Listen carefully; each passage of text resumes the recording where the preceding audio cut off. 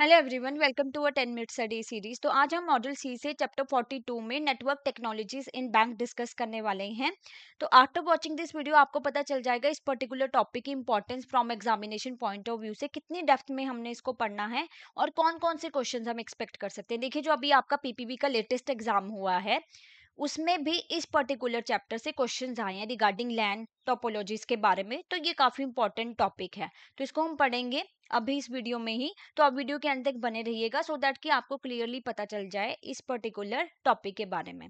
तो जैब एग्जामिनेशन की प्रिपरेशन को और आसान बनाने के लिए you should have a fair idea of previous year questions, most important topic and important MCQ, जिसका हमने ना बहुत ही बढ़िया पीडीएफ डॉक्यूमेंट तैयार किया है। अब जल्दी से डिस्क्रिप्शन बॉक्स में जाइए, लिंक से फाइल को एक्सेस कीजिए। तो चलिए स्टार्ट करते हैं with our today's topic, that is networking technologies in bank. तो आज का जो हमारा मेन टॉपिक ऑफ डिस्कशन है, जैसे कि मैंने कहा, लैन है, that is local area network. ये क्या होता है, ये इमेज से आपको थोड़ा बहुत क्लैरिटी मिल रही होगी। But before that we should have a idea of computerisation ने कैसे बैंकिंग वर्ल्ड को रेवोल्यूशनाइज किया। देखिए, कंप्यूटराइजेशन से पहले मैनुअली काम होता था, बहुत ज्यादा टाइम लगता था, चेक फिल करना, मतलब गलती के चांसेस बहुत होते थे, एरर्स भी होते थे और टाइम पे काम पूरे नहीं हो रहे थे। तो जब से कंप्यूटराइजेशन बैंकिंग वर्ल्ड में आई ना, हर एक काम जो है बहुत ज्यादा एफिशिएंटली होने लगा। मैनुअल एरर तो रिड्यूस हो गया क्योंकि पेपर वर्क ऑलमोस्ट कम जो है पूरी तरह से खत्म ही हो गया है, तो सब कुछ कंप्यूटर्स पे हो रहा है। तो कंप्यूटर जो है एरर नहीं करता है, तो उसमें पता चल जाता है अगर किसी रिपोर्ट में कोई प्रॉब्लम है, कहीं पे एरर है, तो आपको एकदम से दिख जाता है, तो आप उसको रेक्टिफाई कर लेते हैं। तो ये कितने ज्यादा बेनिफिट मिले हमें टेक्नोलॉजी के। ये तो रहा कि बैंकिंग में जो काम कर रहे हैं उनको क्या सहूलियतें मिली। अब कस्टमर्स को भी बहुत ज्यादा बेनिफिट मिले हैं कंप्यूटराइजेशन आने की वजह से।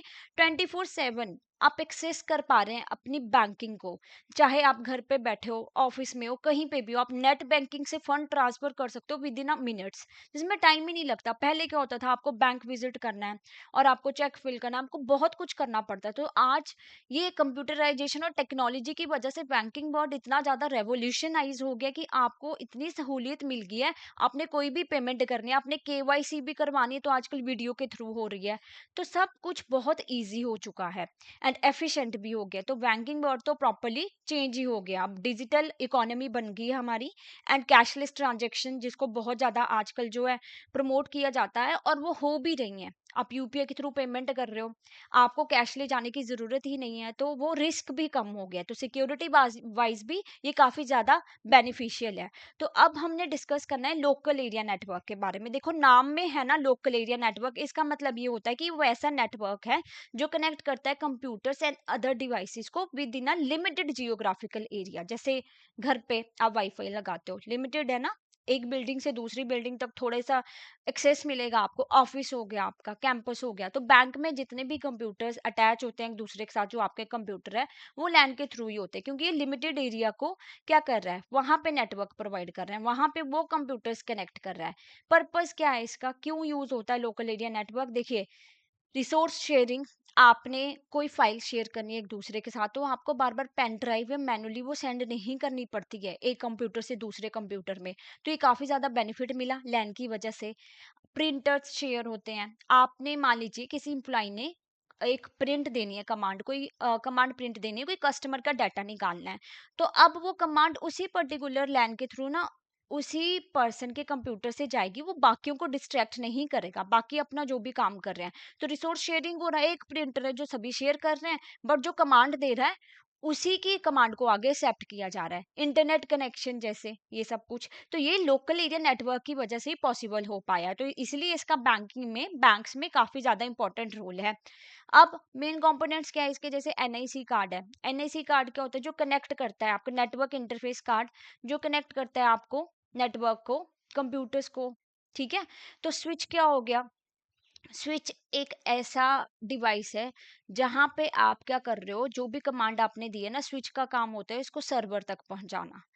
जैसे आप आपके घर पे अगर मान लीजिए वाईफाई है या कोई भी कनेक्शन है, कोई एक मूवी टीवी पे मूवी देख रहा है, तो दूसरा क्या कर रहा है, इंटरनेट यूज कर रहा है, कोई और मेल ओपन कर रहा है, तो वो डिस्ट्रैक्शन नहीं करता। स्विच का यही काम होता है, जो पर्सन जो भी काम कर रहा है तो उसके अकॉर्डिंग उसको वो प्रोवाइड किया जाएगा। ये नहीं होगा कि एक एक साइड पे मूवी देख रहा है, दूसरा इंटरनेट पे ही मेल एक्सेस कर रहा है, कोई ऑफिस का काम कर रहा है, तो डिस्ट्रैक्शन हो, वो डिस्ट्रैक्शन नहीं होती इसकी वजह से।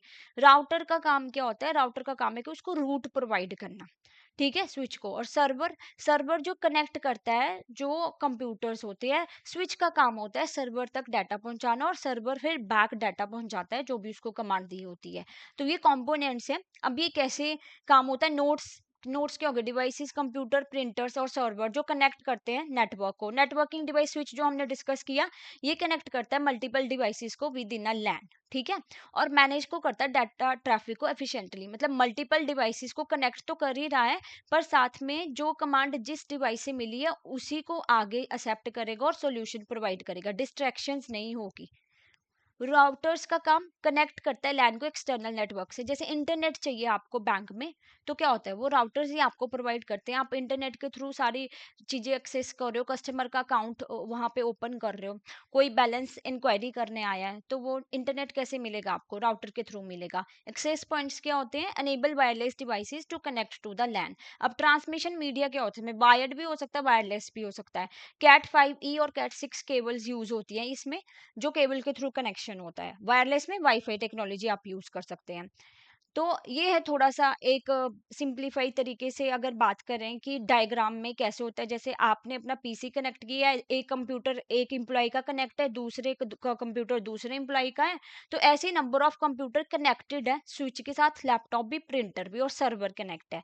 तो जैसे जो भी कमांड देगा कंप्यूटर 1 से, मान लीजिए कोई कस्टमर आया है ब्रांच में, उसने कहा है कि मुझे अपनी ना बैलेंस इंक्वायरी करनी है, तो मान लीजिए एक एम्प्लॉय ने कमांड दी वहां पे एक कंप्यूटर से, तो वो स्विच के पास गई, स्विच ने डाटा आगे कहाँ सेंड किया, सर्वर को। तो प्रिंटर्स के क्या होगी, वो कमांड प्रिंट होगी आपकी जो भी बैलेंस इंक्वायरी की थी। तो इसी तरीके से होता है। तो कंप्यूटर 2 भी कनेक्टेड है, 3 भी 4 भी, तो रिसोर्स शेयरिंग हो रही है, तो सिक्योरिटी तो है ही, साथ में अननेसेसरली जो है ना स्पेंडिंग नहीं हो रही है। एक ही डिवाइस को मल्टीपल पीपल आर शेयरिंग, वो भी एफिशिएंटली विदाउट एनी एरर। तो ये था लैन का डायग्राम, और लैन के बारे में हमने डिस्कस किया। अब हम नेक्स्ट के पार्ट में टोपोलॉजीज डिस्कस करेंगे, इसके क्या बेनिफिट और क्या डिसएडवांटेजेस है। तो अब ये है आपका होमवर्क क्वेश्चन कि what is the primary purpose of local area network in a bank branch. तो आप इसका आंसर कमेंट बॉक्स में कीजिएगा। Next, which device in a LAN direct data packets between computer within a same network। कौन सा device है जो data packets को between computer with in a same network जो है ना आगे शेयर करता है, मतलब जो भी कमांड्स गई हैं तो वो उसी तक पहुंच रही है, पैकेट्स की फॉर्म में डाटा ट्रेवल करता है स्विच में। तो answer is switch. So that's all for today. अगर आप जैब एग्जामिनेशन की प्रिपरेशन को ना 12 डेज में करना चाहते हो, we have a super crash course for you, जिसमें हम 4 कंपोनेंट्स को by taking morning and evening classes in just 12 day complete करवाते हैं with live classes, short notes and test series. तो आप डिस्क्रिप्शन बॉक्स में जाइए, लिंक में कूपन कोड यूज कर सकते हैं जैब 80। We have another course for you जो कि है बैंकर्स कैप्सूल कोर्स, जहाँ पे इन 4 कंपोनेंट्स की मॉडल वाइज वीडियोस होती हैं, प्रोवाइड की जाती है आपको, कॉन्सेप्ट क्लासेस होंगी आपकी, short notes and test series as well. इसके लिए भी आप कूपन कोड यूज कर सकते हैं जैब 75। In further if you have any doubt any query you can call us on this number and can mail us also hello@edutap.co.in। Thank you so much.